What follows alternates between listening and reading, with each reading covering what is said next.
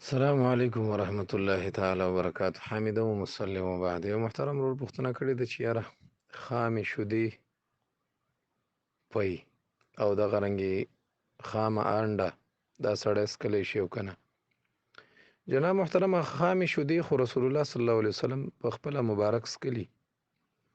رسول الله صلی الله علیه وسلم او ابوبکر صدیق رضی الله تعالی عنه چې کله د هجرت په سفر ول مکې نه مدینې ته، نو چې کله د ام معبد الخزاعیه هغه خیمې ته راغلل، نو هلته یو چیلۍ لوشلې وه او د هغې نه چې کومې شودې او پۍ راغلې وې، هغه رسول الله صلی الله علیه وسلم بغیر د